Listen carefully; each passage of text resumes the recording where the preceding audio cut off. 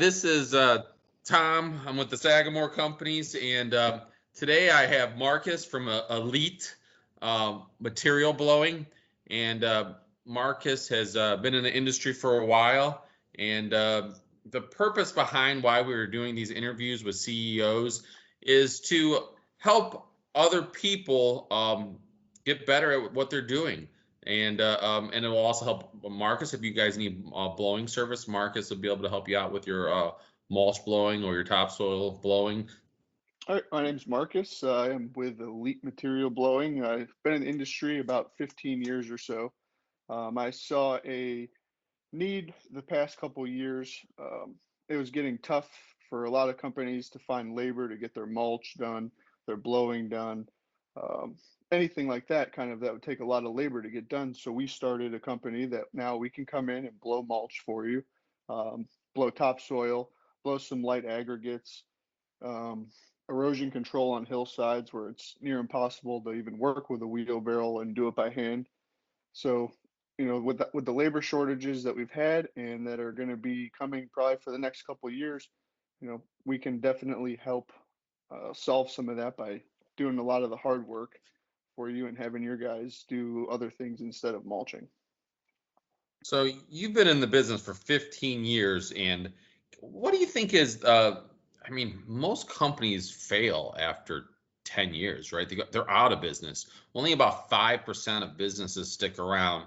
What do you think the biggest reason for your success is? Really believing in customer service, that's a huge part of it. A lot of guys can go out and cut grass or put down mulch and stuff like that, but it comes more to that. You have to provide a value of customer service, making your customer feel that they are important and heard. That's very important.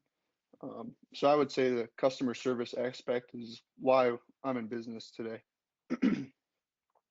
Right, I agree. I mean, customer service right now is dead in the United States. I mean, so when someone's bitching or complaining or has a problem, what that person's telling you is, "Hey, I really want to do business with you still. How can we do business?" And you have to figure it out. Would you agree with that? Yeah, absolutely. I would say the biggest thing that a lot of people fail in is communication. If you made a promise to somebody that you're going to be there on a certain date and you can't for whatever reason, whether it's labor, weather, equipment breakdown, just pick up the phone and call them and tell them, hey, this is what's going on. We're going to still be there. Try to give an estimated date of when and just communicate. That's what a lot of people want is communication when it comes to business. So there's a lot of blowing companies out there, a lot of guys putting down mulch, and I mean, and I agree with you. I think when you can have a machine that can help you do something three, four, five times as fast, it's hard to get labor right now. But what makes your company different from some of the other companies that are out there doing the same typical service? Yeah, from what I've experienced and heard over the past couple years, is really it's the customer service is where we stand out. Communication of letting people know when we're going to be there, and if we can't make it when we say, to let them know so that they can plan and tell their customers, that it's going to be delayed. Um, that's the biggest thing, and the quality of work too, and the materials that we use. We have great suppliers like you, Tom, and that give great material for us to put down. And it just really it comes all down to the team that we have and everything that goes on behind the scenes. So that's really what I would say. So one of the things that I've noticed about you is you're always available. So every time I call, if you'll call me back in a few minutes, and you don't get that anymore. So I know when you said you call people and you communicate with people, I get that you do that, and that means so much in this business. But I'm sure in your lifetime you've made some mistakes in business, right? Yeah, I learned the communication thing quite a while ago, and even trying to get larger contracts and working with larger companies. A lot of the issue was is that people they would call just to set up a meeting to look over their property or their job, and nobody would call them back. And I listened to that advice, and we at first we got an answering service um, that would take calls so that people weren't just leaving a voicemail, And then after that, we grew and we hired an office manager who is there to answer the phone. And that's a huge thing. A lot of a lot of these companies just let the phone go to voicemail, and then you don't hear back from anybody for a couple days. I believe that if somebody calls, you should hear back the same day, or at the latest the next. Um, it's just a strong thing of going back to customer service. So like with the phone system, so if you're like the government, right? So the other day I had to get a hold of the Department of Transportation, and I hope nobody in this industry ever does this. Hey, press 1 to talk to this person, then type 3 to talk to this person, and I think that that's gotten out of hand, and I think inefficiencies like in business answering the phone. Hey, maybe you don't have anything for that other person to do all day, but that's more customer service than 95% of the people have right now. So I actually know your office manager. She does a great job. So you're a very lucky person. So let's go back to like a mistake that you've made. Now, I've been in business 30 years. I make tons of mistakes. I've opened businesses, I failed and stuff like over and over and over. I am really good at failing. So tell me what one of your biggest failures or mistakes that you've done, and how that's made you a better businessman. Well, I would say I really have a couple mistakes. One is trying to get too big too quick.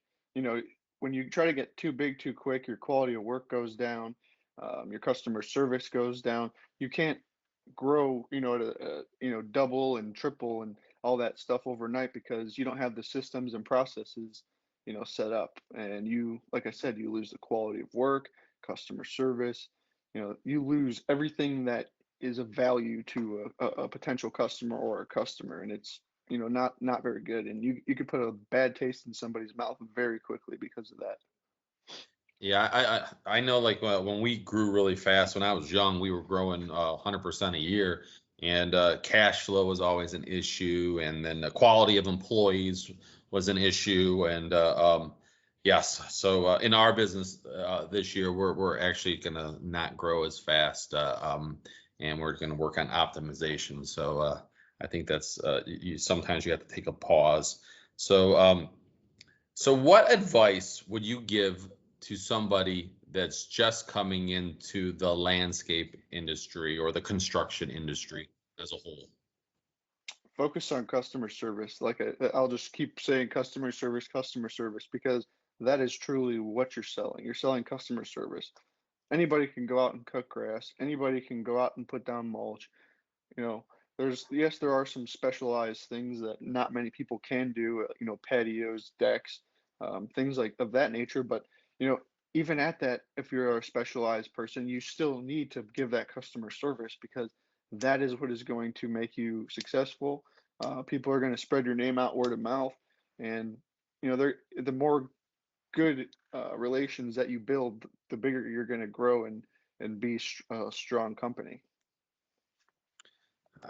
Customer service is it's the key. So I know you're an entrepreneur. So I want to know what your long-term goal is. Give me an idea where Marcus is going to be in 10 years. I really just want to grow at a steady rate, make sure that we keep our quality of work high, keep the customer service at a high level. I would like to go out and have, 10 trucks, mostly servicing Ohio, and then some surrounding areas. Right now our truck is down in Florida working for the winter, to keep the guys busy and, bring in some cash flow. Um, but yeah, I would like to have, 10 trucks in 10 years. That would be an ideal situation. So, all right, this is a question I have not asked anybody else. So, but it's an important question. So, when you're making friends and contacts, um, what qualities do you look in your friends or your circle of influence? What are you looking for?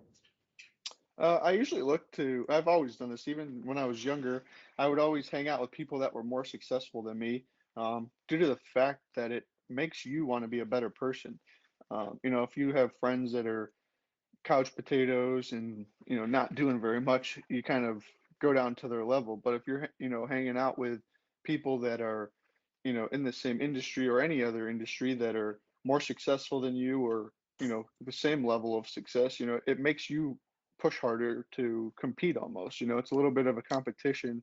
I think most men will, say that they like to compete. So, Yeah. it's just that's a huge thing, just surrounding yourself with people that are going to lift you up and help make you a better person.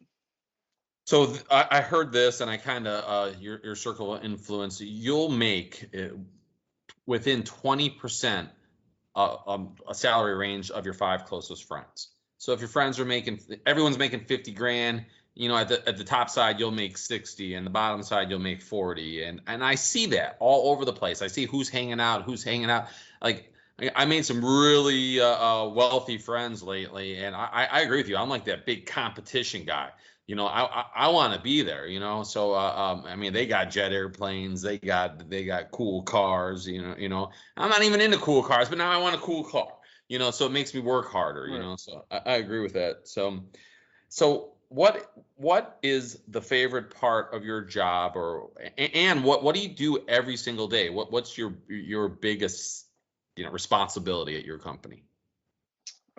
Customer service, quality control, making sure that the guys are doing what they are supposed to, overseeing, selling new jobs, letting people know about really mulch blowing. Mulch blowing, I feel in this area over the past 15 years or however long, it's kind of got a bad name for it, whether the material is too dusty, a whole lot of bad things that people have thoughts about mulch blowing.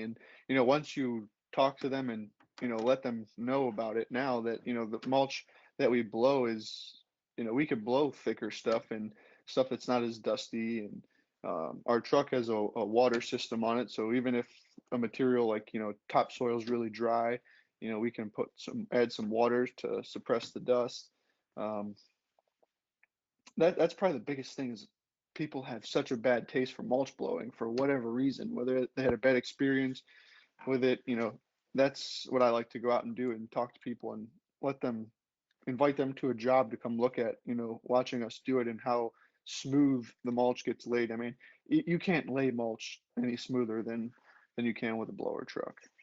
So this is a question, and just probably because more I'm in the business. So I know guys, they like to blow really lightweight material, right? It flies through your blower and stuff like that. But a lot of guys, in the industry, it's a composted mulch, or you're getting the dark color, it's heavier to blow. Do you have a certain different fee structure? Because I know when you get that composted, thicker, denser material.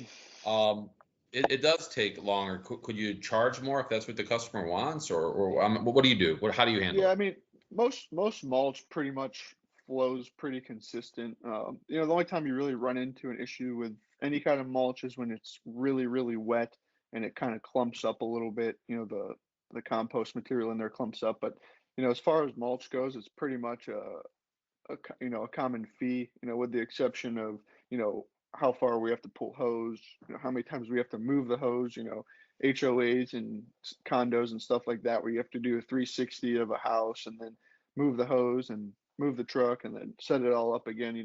That can take a lot of time to get going. Whereas if we're just kind of blowing and going, in the front of a house or wide open area, we can really blow 30, 40 yards an hour, with two, three guys. It goes by really quick. In playground material, we can almost unload a 60-yard truck in less than an hour. So So, I've seen your equipment. You got big stuff too, right? You're not coming out there with a small blower. It's big trucks. What's that? What's your capacity? yeah, the truck will hold about 60 to 65 yards. Um, so I mean, we can pretty much knock out most jobs with one truckload. And if we have to do a job that's a couple hundred yards, we have a conveyor system where we can have material dumped on site, load our conveyor, and it reloads the truck. Um, we've also done it where you can dump right into the conveyor and it will reload the truck and without moving anything, so we can just keep blowing. Yeah, and just throw this in, a little You can also use a slinger truck to reload your trucks. So We can. I believe we've done that before. awesome. So here's that's a little plug. Sorry, I shouldn't have done that. But who inspires you and why? You inspire me, Tom. Come on, that's funny. So No, I mean you've taken a company and you've grown it to a different state. You've expanded your um, services that you can provide to your customers, your concrete trucks, your slinger trucks. Um, you make a whole lot of different kinds of material, and you make it so that the customer, whether they want it picked up, delivered, slung in, whatever. I mean, that's really what it is. And no, you did not pay me to say that. I appreciate that, Marcus. We really, really try really, really hard. So I can tell you, I've known you for a while. It seems like you always want to do the best. You want to be the best. So I actually see your company expanding, getting big, and I wish you all the success in the world. So Thank you. the last question, if you have one, what is your favorite quote and by who? Um, hmm. Now you really put me on the spot. I maybe I don't know, one that I've always since I was younger, I played hockey, and Wayne Gretzky was kind of a mentor, and I looked up to him and kind of the things he did in hockey. And one of his quotes was, you miss 100% of the shots you never take. So I really think that is might be my favorite quote that I've stuck with for a long, long time. If you don't take an opportunity, you're never gonna succeed, or even whether you're gonna do good at it or fail, you have to take a shot. Yes. So people don't do things because they're afraid. And every time I've been afraid in life, like I was afraid after '08, '09, you're freaking out. And if I can go back in time, I would probably be the most aggressive, like buying businesses. There's so much opportunity. And that's a great quote by that's an amazing way to live your life, but and going for things, because if you're just sitting on the couch doing nothing, what are you going to get? Nothing. So Right. I'm very impressed by you, Marcus, and I appreciate you spending some time with us. Hopefully some contractors will call you, some homeowners will call you, and you can continue to grow your business. And thank you for being my friend. I sure do appreciate that. And Thank you, Tom. I appreciate it as well, and thank you for having me on. It was great to spend some time with you when you're in sunny North Carolina. it's not sunny today, but it's pretty nice. I actually went running at 6 in the morning trying to keep my girlish figure up. So, all right, my man. Hey, thank you very much, Marcus. You have a great day, and I appreciate everything. Thank you. You as well. Oh, one last thing. Yep. How do they get a hold of you? What's your website? What phone number? Yeah, the website is www.elitematerialblowing.com. It's under construction still, but there's some contact information on there, and our phone number is 440-238-8588, and you can give us a call, set it up, and we'll come blow your mulch for you. Awesome. Thank you, my man. Yep. Thank you.